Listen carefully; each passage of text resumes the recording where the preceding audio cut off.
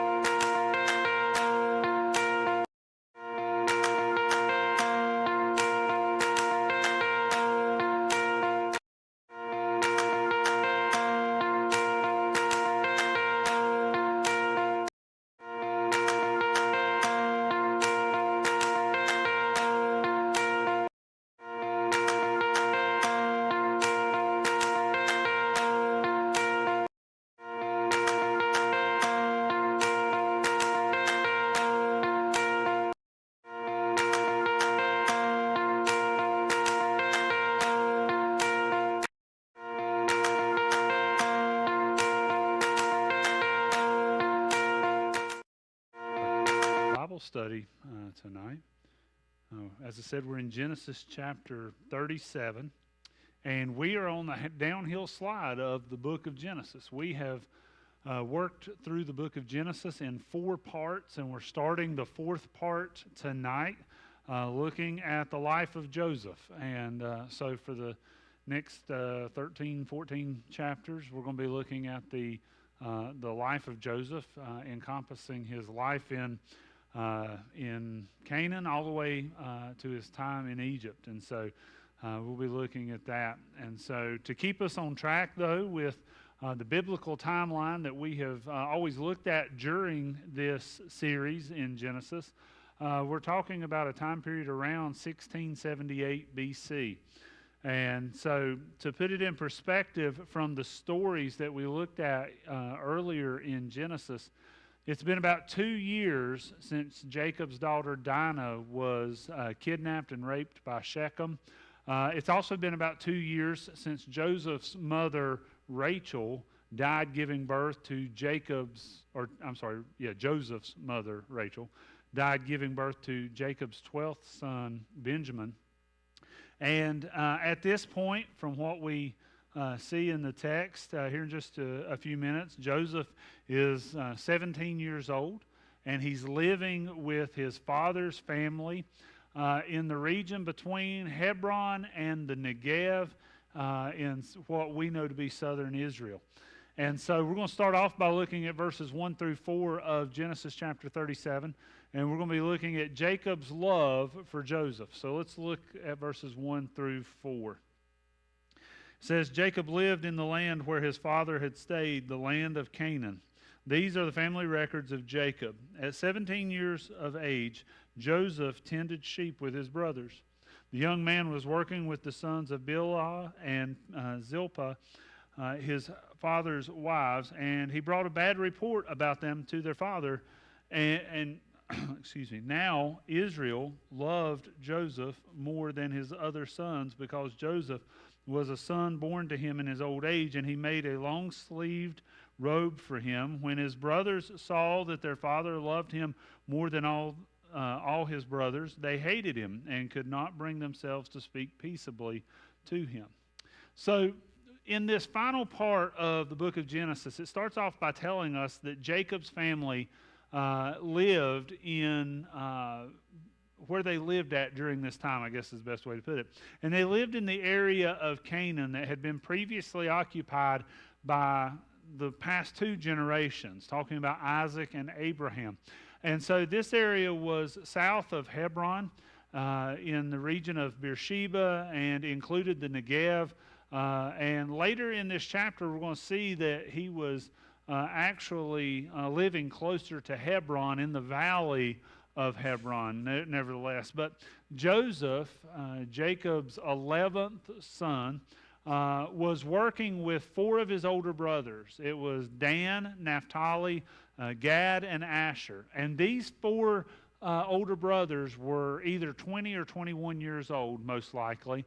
Two of them would have been about 20, two of them would have been about 21. And so these four sons must have done something wrong. They must have done something that, or maybe done something that would have brought shame on Jacob. And so Joseph, being there with them, being the fifth brother with them, sees what they did, whatever they did that was wrong, and brought back this bad report to Jacob about his brothers. But then, this opening information about the stories of Joseph really points out to us that the favoritism that had been existing in Isaac and Rebekah's marriage, that bled over into Esau and Jacob, and them having favorites in them, we see that Jacob did the same thing with his sons.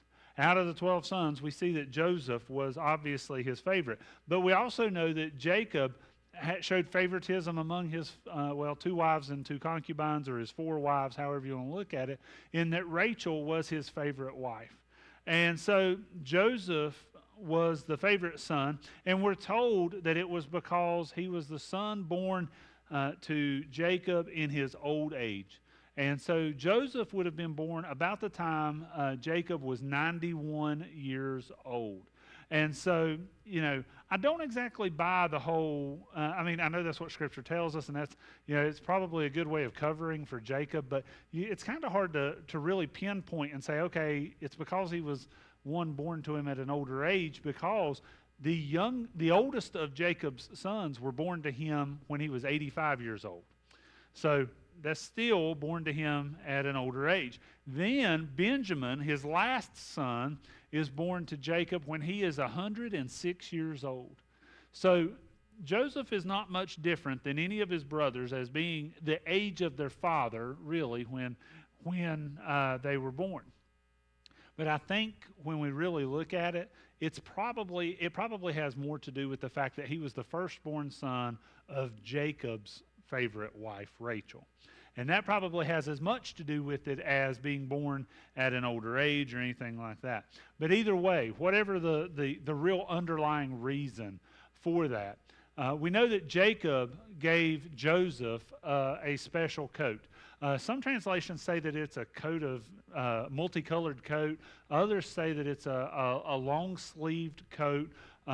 Regardless of the nuances of the coat, what we need to pick up on is that Joseph was shown favoritism by Jacob and given a gift that the rest of the brothers did not get. They didn't see anything very similar. When our boys were little, they're a year apart, and when they were little, if one got something, the other one had to get it, because if not, it was, just going to be torture in our house because they were going to be complaining, and we didn't want to show favoritism to one over the other if it was, something, different. If it's your birthday, yeah, you're getting your gifts, your brother's not getting them, But, in most cases, we did everything we could to not show favoritism to either one. Now, Cooper is Misty's favorite now, but that's a whole, no, I'm just picking. But the boys, we worked really hard at not showing favoritism to either boy because we saw the ramifications of that in other families and things like that. But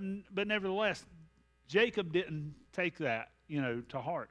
What we see is that what he saw in mom and dad, he passed along with Joseph and showed him favoritism and gifted him this. But what really happened is with that coat that Jacob gave to Joseph, what we see is that he really showed all of the sons who the favorite was.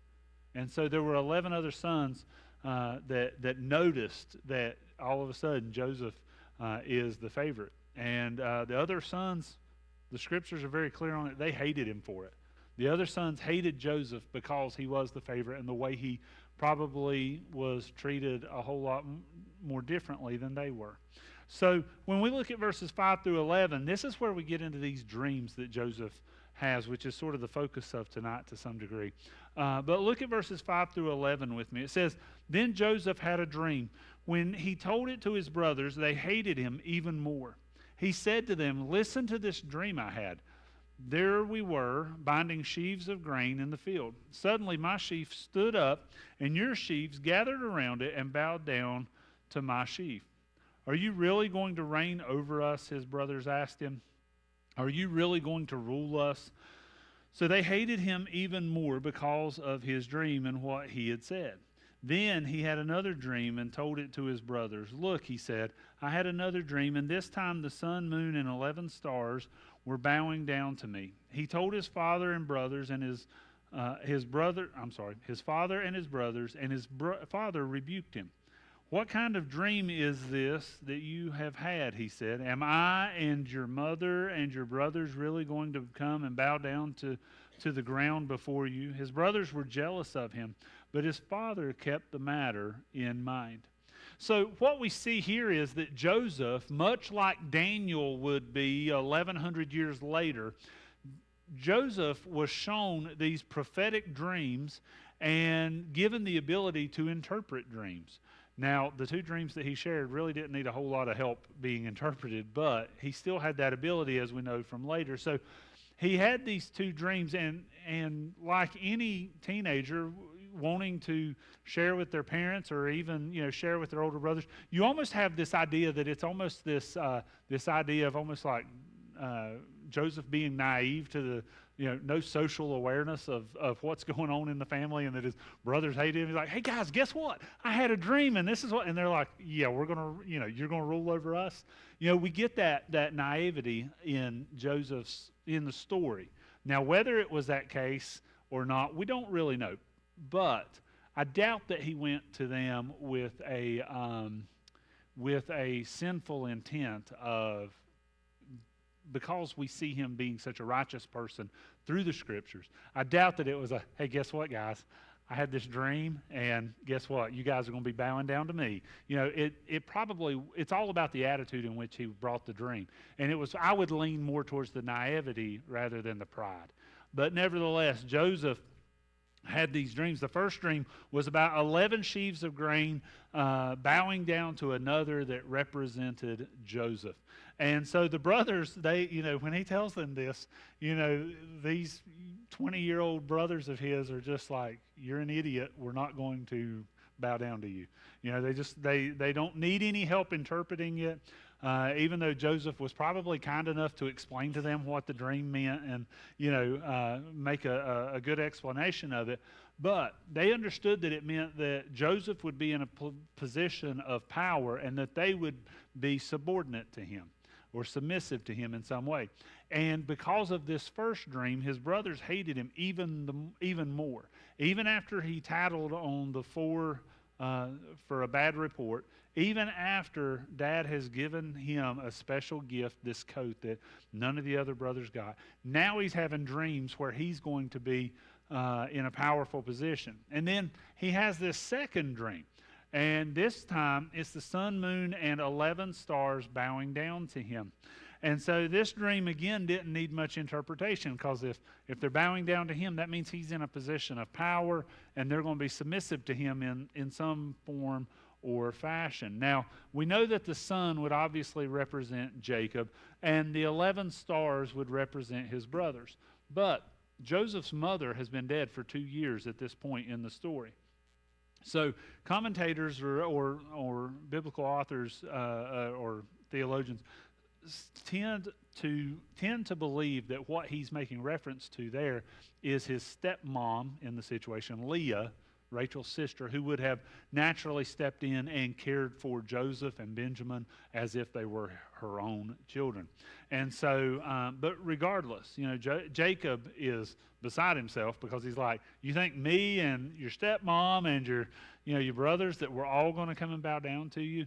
And, Jacob, as the scripture says, he was sort of like Mary when she has the visit from the shepherds, and she pondered it all in her heart. That's basically what we see here with Jacob, is that he remembered the matter. He held on to it. He didn't just totally dismiss it and think, it's just youthful exuberance. And so for him, Jacob sort of took it in and paid attention to it. Joseph's brothers, though, they hated him all the more. It was just another thing on their checklist for reasons why they would hate him and not want to have anything good to do with him. Now, verses 12 through 17 show us a time where Joseph is sent by Jacob to go and find his brothers. So look at verses 12 through 17 with me now. It says, his brothers had gone to pasture their father's flocks at Shechem. Israel said to Joseph, your brothers, are pasturing the flocks at Shechem. Get ready, I'm sending you to them. I'm ready, Joseph replied. Then Israel said to him, go and see how your brothers and the flocks are doing, and bring word back to me. So he sent him from the Hebron valley, and he went to Shechem. A man found him there wandering in the field and asked him, what are you looking for? I'm looking for my brothers, Joseph said. Can you tell me where they are pasturing their flocks? They've moved on from here, the man said. I heard them say, let's go to Dothan. So Joseph set out after his brothers and found them at Dothan. So Jacob sent his sons to pasture his flocks on the property that he owned in Shechem. Even after the slaughter at Shechem, even after they moved all the way down to Hebron and the Negev, Jacob still owned the land outside the city of Shechem. So that was still his land. He could still use it for his own livestock and things like that. And so it had only been about 2 years since Simeon and Levi had slaughtered all the men of Shechem, but Jacob still allowed his sons to take the flocks and go to Shechem. And so Joseph made the 50-mile trek from down in the Hebron Valley, and you see it here on the screen, from down here in Hebron. Now, they probably were all over this region in the Negev and in southern Israel, pasturing their flocks. But at this specific time, they were around Hebron in the valley there at Hebron when Jacob sent Joseph up to Shechem. And so he made the 50-mile journey up past what is known today as Bethlehem and Jerusalem, and made it right through this. I mean, think about that. 17 years old, and it's like, hey, get some supplies and go check on your brothers. They're about 3 or 4 days journey up the straight north. Go find them up there at Shechem. And, I didn't trust my boys at 17 to drive to Hickory hardly. No, they did good. But, I mean, the thought that he had to walk through pagan lands that did not worship the God that he worshiped, and a very sinful area just from what we read in the scriptures. But at 17, he made the 50-mile trek all the way up to Shechem to find his brothers and see where they're at. And so when he gets there, he finds out that they've left and went 15 miles north to Dothan. And so they traveled up to Dothan, and that's where they were pasturing the flock at that point. And so he set out from there to go find them. Now, the thing that we ought to pick up on this is, granted, that's a 50-mile journey, and back in that day, they were, very accustomed to that kind of travel.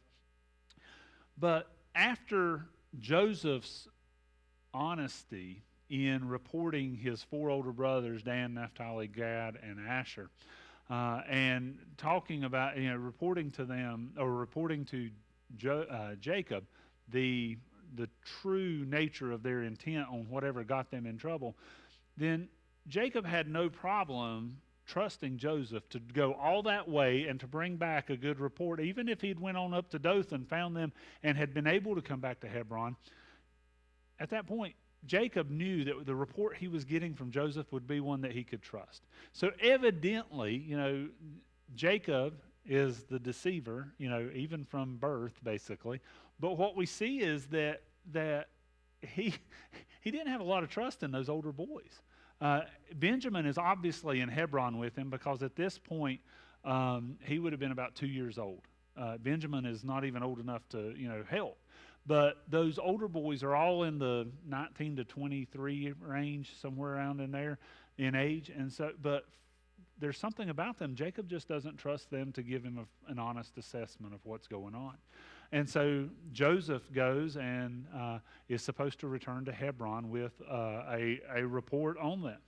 And so when we go on into verses 18 through 27, this is where we see Joseph's brothers giving a plan for his future. So look at verse 8, or beginning with verse 18. It says, "They saw him in the distance, and before he had reached them, they plotted to kill him. And they said to one another, 'Oh, look, here comes that dream expert. So now, come on, let's kill him and throw him into one of the pits. We can say that a vicious animal ate him. Then we'll see what becomes of his dreams.' When Reuben heard this, he tried to save him from them. He said, 'Let's not take his life.' Reuben also said to them, 'Don't shed blood. Throw him into this pit in the wilderness, but don't lay a hand on him,' intending to rescue him from them and return him to his father. When Joseph came to his brothers, they stripped off Joseph's robe, the long-sleeved robe that he had on. Then they took him and threw him into the pit. The pit was empty, without water. They sat down to eat a meal, and when they looked up, there was a caravan of Ishmaelites coming from Gilead. Their camels were carrying aromatic gum, balsam, and resin going down to Egypt. Judah said to his brothers, 'What do we gain if we kill our brother and cover up his blood? Come on, let's sell him to the Ishmaelites and not lay a hand on him, for he is our brother, our own flesh.'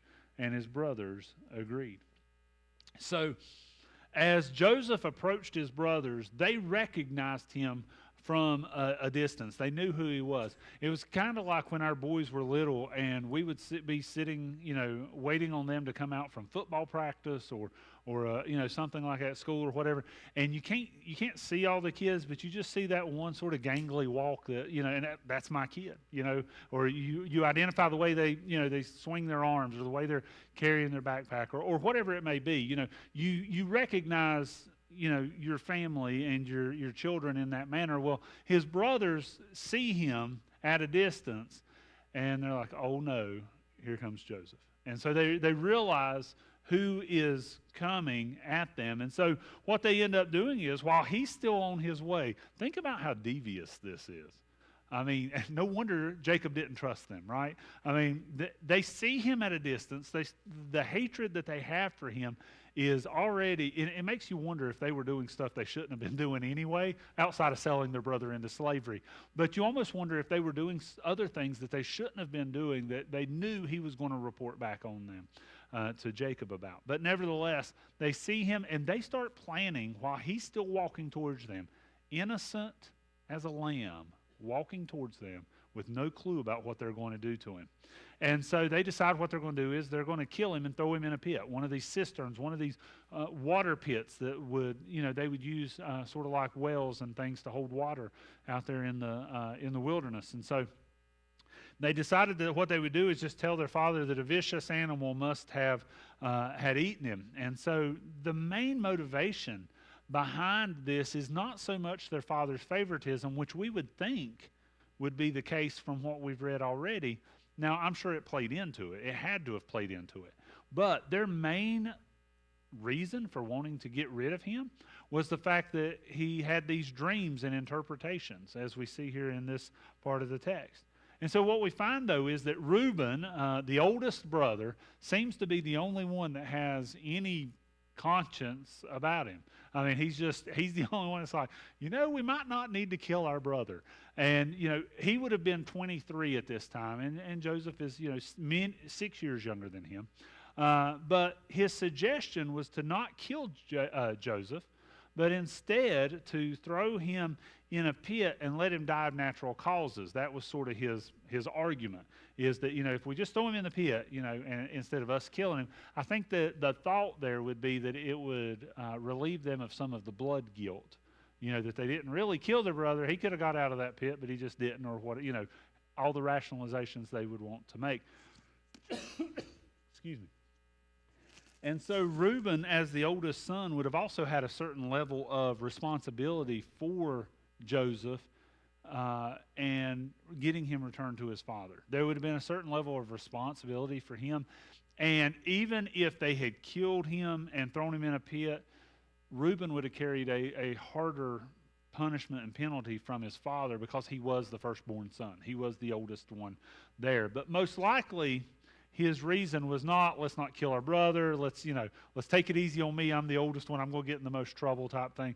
It's probably that he was wanting to save Joseph and return him to his father, probably more so because of the reason he was trying to earn back respect from his father, because we know in one of the previous chapters that Reuben had slept with Bilhah, Jacob's concubine, one of his wives. And so for Reuben to have done that, he disgraced his father, he disgraced his family. And so Reuben's probably thinking in the back of his mind, you know what?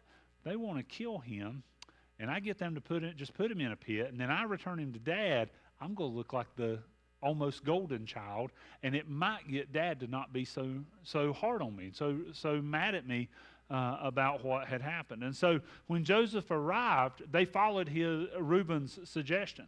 And so they stripped Joseph of this special coat, and they threw him in a pit. And we're told specifically that the pit did not have water in it. And so we know that he's basically in a muddy hole in the ground. That's basically where he's at. And so for some reason, we're not told why, Reuben leaves the group. He's not there with them after he's put into the pit. That means that he could have went into Dothan for supplies. He could have went and checked on certain sections of the flock. For some reason, Reuben's not around, and we don't know why. But while he was gone, the other brothers sit down to eat a meal. How you like that? You're contemplating killing your brother. You throw him in a pit, and then you're like, I could eat. I mean, that was really his brother's, thoughts on this. And so they sit down and they're eating this meal, and all of a sudden, in the distance, they see this caravan of what they know to be traders, probably because they had camels and other things, trailers and carts and things like that. But they would have been not far from one of the major east-west, although they're going to go north from Dothan down to Egypt. It's basically an east-to-west trade route. And so they weren't far from one of those, and so they knew what they were seeing when they saw those people. And so at this point, Judah steps up and acted as a ringleader of the group. And in this case, what he did was he said, instead of us just leaving him in the pit and letting him die and there not being any benefit to us from it, and we've got blood guilt on our hands, why don't we sell him and then we'll get something out of him rather than nothing? And so you got to remember, they're probably not having this conversation very quietly, and they're probably not having it very far from the hole in the ground, the muddy hole in the ground that Joseph is sitting in. And so he's hearing all of this. And so in what had to be one of the most horrible things in Joseph's life, down there in that well, he's listening to his brothers agree to sell him like livestock and sell him into slavery. And that's what goes on. And so we see in verses 28 through 36 that Joseph is sold into slavery by his brothers. Look at verse 28. It says, when Midianite traders, or Ishmaelite traders, passed by, his brothers pulled Joseph out of the pit and sold him for 20 pieces of silver to the Ishmaelites, who took Joseph to Egypt. When Reuben returned to the pit and saw that Joseph was not there, he tore his clothes. He went back to his brothers and said, "The boy is gone. What am I going to do?" So they took Joseph's robe, slaughtered a male goat, and dipped the robe in its blood. They sent the long-sleeved robe to their father and said, "We found this. Examine it. Is it your son's robe or not?" His father recognized it. "It is my son's robe," he said. "A vicious animal has devoured him. Joseph has been torn to pieces." Then Jacob tore his clothes, put sackcloth around his waist, and mourned for his son many days. All his sons and daughters tried to comfort him, but he refused to be comforted. "No," he said, "I will go down to Sheol to my son mourning." And his father wept for him. Meanwhile, the Midianites sold Joseph in Egypt to Potiphar, an officer of Pharaoh and the captain of the guards. And so when the traders got close enough that as they were going by, they pulled Joseph out of the pit and sell him for 20 pieces of silver. And so if you take Benjamin, who is a terrible two at home with Jacob at the tents in Hebron, and you take Joseph out of the equation, each brother basically got 2 pieces of silver for Joseph. That's what they each took out of this sale of their brother, and so they each received those 2 pieces of silver. And so when Reuben returned from Dothan or from checking on the flocks or whatever he had gone to do, he found Joseph was gone, and he started questioning his brothers. And so they decided that what they would do is they would cover up what they have done. And they took that special coat that their dad had made, and they dipped it in goat's blood. They made it look like he had been, attacked by an animal, which again, a 17-year-old traveling what ended up being 65 miles by himself, this is a very real possibility.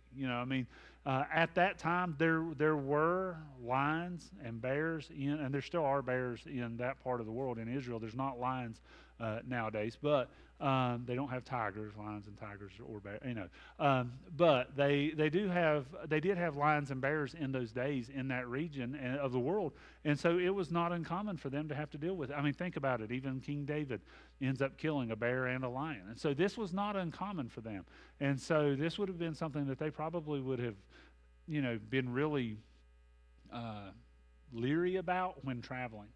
And so when they do this, they prepare his coat for the crime scene, so to speak, and they try to get rid of him. And interestingly, did you catch which brother took the coat back to their father and shared it with them?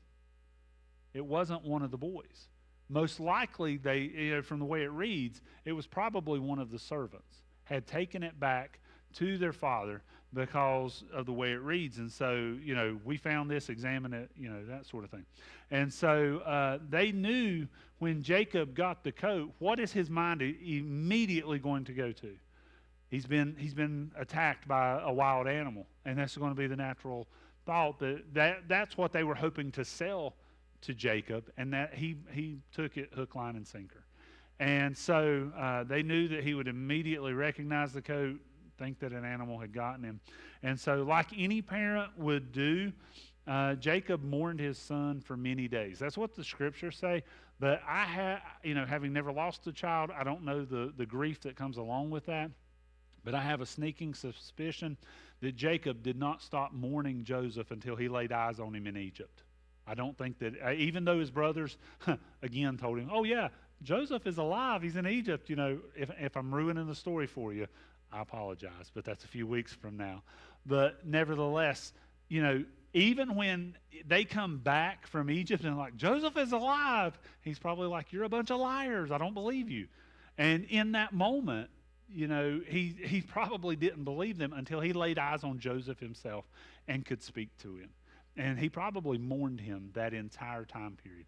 And, the scriptures tell us how hard a loss this was for Jacob, because none of his family could console him. And so just like he had deceived Isaac to get Esau's blessing, his own sons had deceived him about Joseph's death.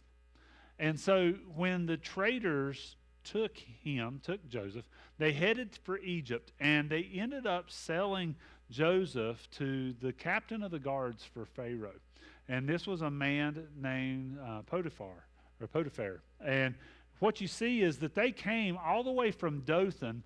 Most likely the trade route that they came down was along the Mediterranean there. And then once they crossed into what was Egypt, they came down to Memphis, which if you look right, this brown spot right here, that's the modern day city of Cairo. That's because I can't get Old Testament geography maps like this. This is Google Maps. But that shows you Memphis was the capital of Egypt in Joseph's day. And so you see that they didn't move far north to Cairo when Cairo would eventually become the capital of Egypt. But nevertheless, so he travels from Dothan all the way down. It's like 350 miles that he went before he got to Egypt and was sold to Potiphar. And so he is sold into slavery, and he is, a long way from home in a culture he does not recognize, learning a language that he does not know, most likely doesn't know, may know very little of it, if anything, at that age. But we see that that's where tonight's text ends, with him in Egypt, having been sold into slavery. So, as always, we're ending our Bible studies in Genesis looking at the lessons that we can learn from those involved in that particular chapter. And tonight, or really throughout this fourth part of the study of Genesis, we're going to be looking at the lessons that are learned from Joseph. And so, there are many lessons that we can learn from his situation, but in Genesis chapter 37, we learn that despite how righteous a life we may try to live, family will at times wound us very deeply. I mean, that's the reality of what we find in this story, because that's what Joseph is doing. He's not pridefully saying, hey, guess what, you're going to bow down to me. But what we see is that even despite the fact that he is living a righteous life, doing what he's supposed to do, his family has wounded him very deeply. There's no doubt that when Joseph told on Dan and Naphtali and Gad and Asher, he was doing the righteous thing. He was doing the right thing. Now, we talk about him tattling, and that implies that he had a devious motive to it, that he's hoping to get his brothers in trouble. But no, he just came and gave a bad report on them because they had done something wrong. But there's no doubt also that Joseph, sharing his dreams with his brothers and his father, it was a matter of him being obedient to God and sharing with them what God had planned for his life, even though he didn't fully probably understand how this would come to be, with him being the 11th out of 12 sons. He was nowhere near the top of the pecking order, so to speak. And there's no doubt that when Joseph walked up to his brothers in Dothan, that everything he had done up to this point was in submission to God's plan for his life. So by all accounts thus far, and we know from the rest of the story even, Joseph was a righteous man. We know that he lived a righteous life. And so despite Joseph following God's rules and his father's rules, Joseph was still betrayed by his brothers in one of the worst ways possible. I really think that the only way that his brothers could have topped selling him like livestock would have been to have killed him. I think that's the betrayal, the hurt, all of that. I really think that's probably the only way that they could have topped it. But think about Joseph in all of this. Not just living a righteous life, but think about him from the perspective of him crying out to his brothers and pleading for his life from that pit. And imagine how he begged them not to sell him as they drug him from the pit and handed him over to the traders and to be placed in their caravan. And then think about Joseph pleading with them to do something for his brothers, to give them the money back or whatever, as he started that 350-mile journey to Egypt and headed in that direction. And imagine for Joseph, he's done everything right.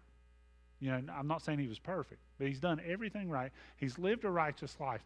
And imagine that last spot on the horizon of his brothers as he's headed south for Egypt, and his brothers disappear from his side. And he's done everything right, so to speak. And what we understand is that betrayal and treachery, hurt, anguish, and brokenheartedness are just a few of the ways that Joseph would have been described, or maybe described how he felt in in those moments, in that time. And those same words are some of the same words how we sometimes feel when our own family hurts us or wounds us.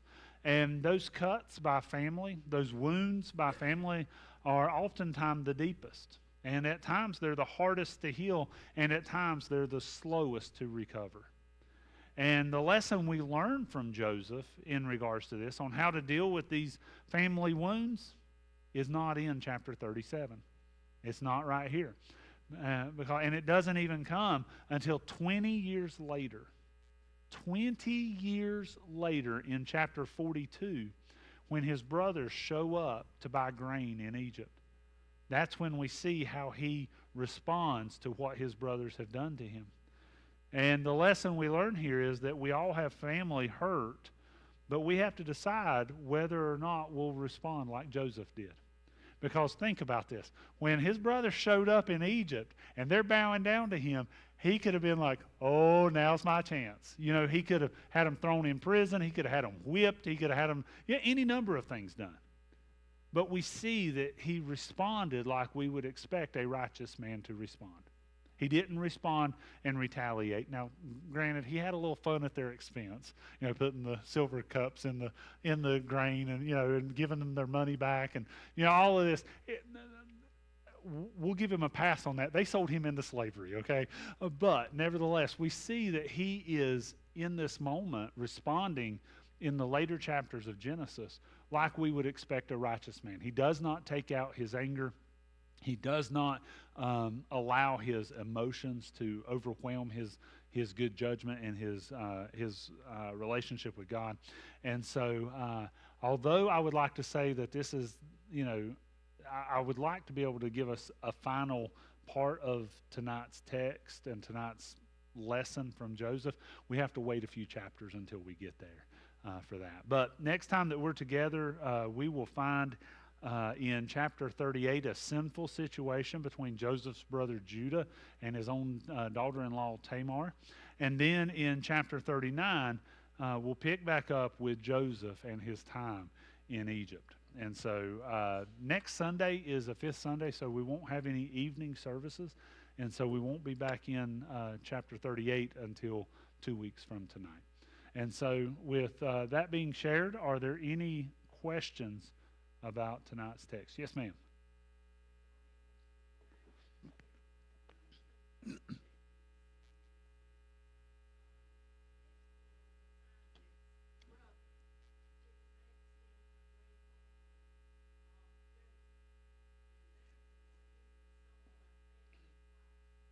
Oh, I hadn't even thought about that. You're exactly right.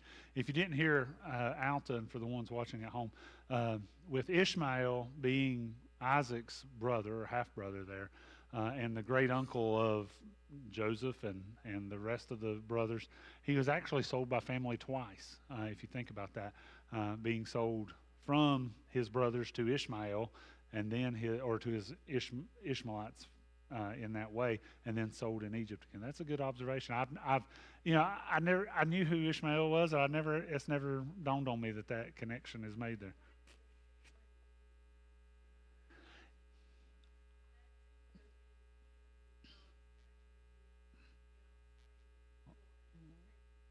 Yeah, and so one way or another, whichever way. And I was hoping that my commentary that I was using for this study would give a reason for why it mentions Midianites and Ishmaelites, but it doesn't. But again, Midianites were related, like you said, through Abraham and Keturah, and so that would have been a connection either way. So, any other questions or comments this evening?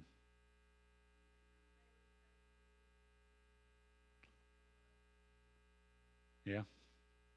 Despite how horribly they treated Joseph, he still, and you see that at the end, towards the end, even in the famous, Bible verse where Joseph is telling, what you intended for evil, God intended for good, through the rescuing of all these people. And so it is hard to imagine being in his situation. And remember, he's not even made it to prison yet, and he spends time in prison, all because his brother sold him into slavery. So all of that has to do with, how he responds is still showing them love despite all of that. He did. The Lord definitely had a plan for him that he couldn't avoid in one way or another. Any other comments or questions? All right. Well, if there's not any, then we'll close out with prayer. Just a reminder: Wednesday night we'll be in 1 Thessalonians again, and so hope that you'll be here for that. So let's bow and we'll ask God's blessings on us as we leave. Father, we come to you tonight just praying, God, that we would take to heart that when we have those difficult hurts by family, that, Father, we would understand that we see how to live that out in our own lives through the story of Joseph. And so, Father, we pray that you would help us to respond righteously to those times where family hurts us, and help us to respond like Joseph did. And so, Father, we just pray your continued blessings on our church. We thank you for the wonderful time of worship we had this morning. And we just ask that you would continue to bless our church. And we ask all this in Jesus' name. Amen.